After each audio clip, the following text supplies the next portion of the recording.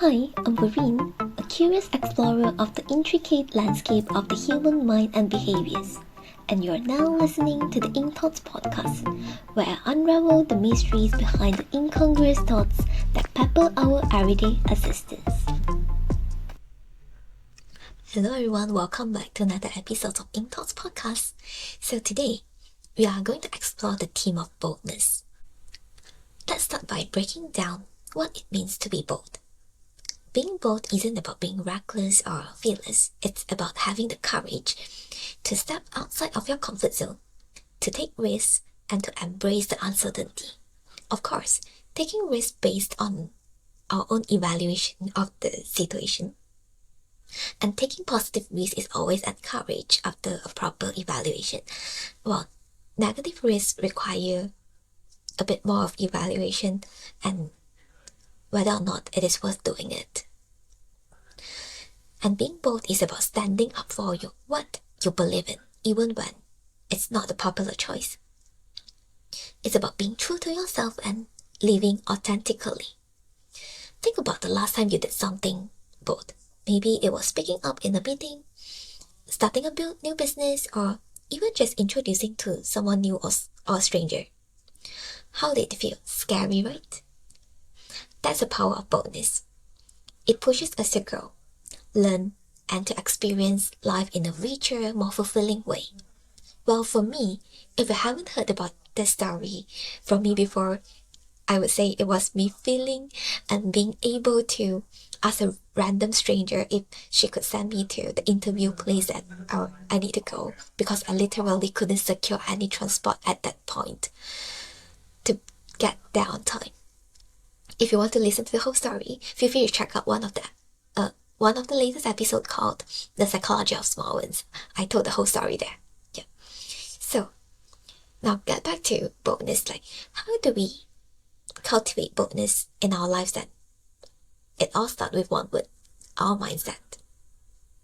Thinking bold is the first step. This means challenging your own assumptions and beliefs about what's possible. It's about envisioning the life you want and believing that you can achieve it. Bold thinking requires us to question the status quo, to look for new opportunities, and to be willing to fail. Because every failure is just a stepping stone to success. Let's look at some examples and try thinking about innovators like Steve Jobs or Elon Musk. They didn't achieve greatness by playing it safe. They thought boldly, they took risks, and they were willing to fail. Jobs once said, "The people who are crazy enough to think they can change the world are the ones who do." This is the essence of bold thinking. But bold thinking alone isn't enough. We need to take action. We need to live boldly.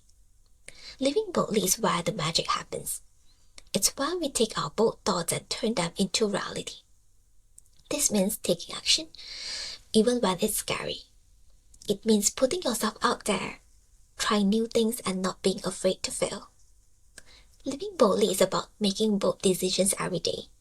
You show up for yourself, and you do it again and again. It can be as simple as trying a new hobby, traveling to a new place, or starting a conversation with a stranger. It's about seizing the opportunities and creating your own path. When you live boldly, you inspire others to do the same. You become a beacon of courage and authenticity. To be honest, if you ask a version of me in the past, I might not have thought of wanting to be bold or even consider the power of living boldly and what's the advantages it might have brought to my life. I have always been limiting myself. The past as in like at least 10 years ago. Yeah. Telling myself I have to be obedient, listening to people around me, and don't do those unexpected stuff. I was that kind of person in the past. However, as I grow up, I started to notice that, wait a minute, because of such personality, I have missed a lot of opportunities. And when I try to reflect it back, I believe one of the main reasons of why I was shaped into thinking this way was because of the environment and also the culture that I wasn't.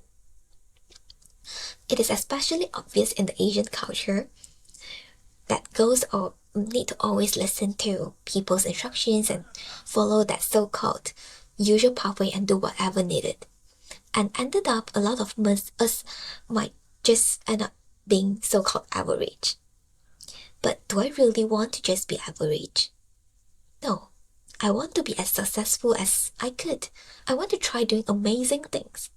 Things that probably people never do, or interesting stuff. I want to achieve more. Being average isn't sufficient. That's when I noticed that something's not quite right for me. I wouldn't say I'm very bold now, but I believe I'm getting there. I can see myself improving.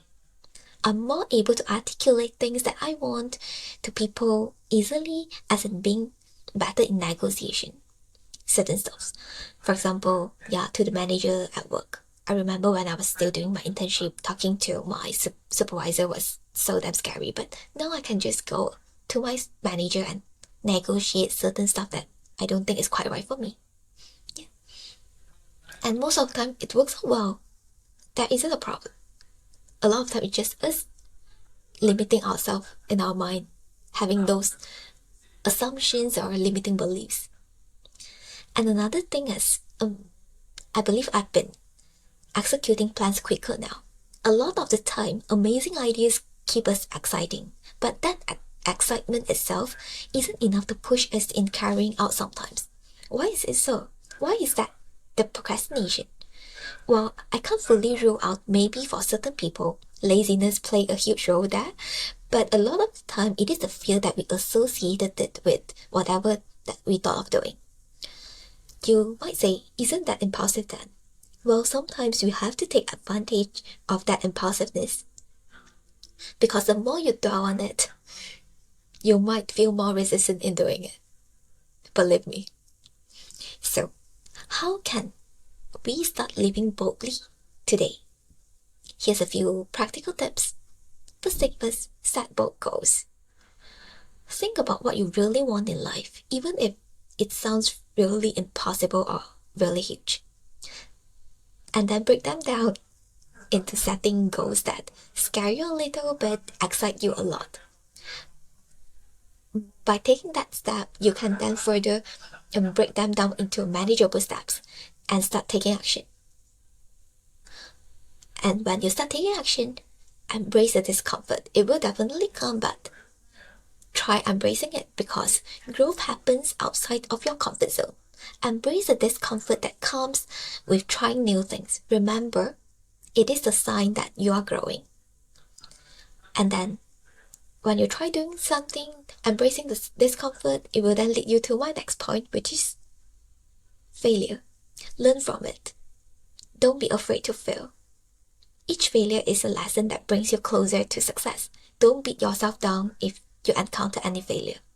Reflect on your failures instead, learn from them, and keep moving forward. And then surround yourself with bold people. Find people who inspire you, who push you to be your best self. Surround yourself with a community of bold thinkers and doers. You will see a difference. And most importantly, take care of yourself. Living boldly requires energy and resilience. Definitely. Make sure to take care of your physical, mental, and emotional well-being while you're trying to achieve all this. To wrap up, remember this. Being bold is a choice. It is a mindset and a way of living. By thinking boldly, you open yourself up to new possibilities.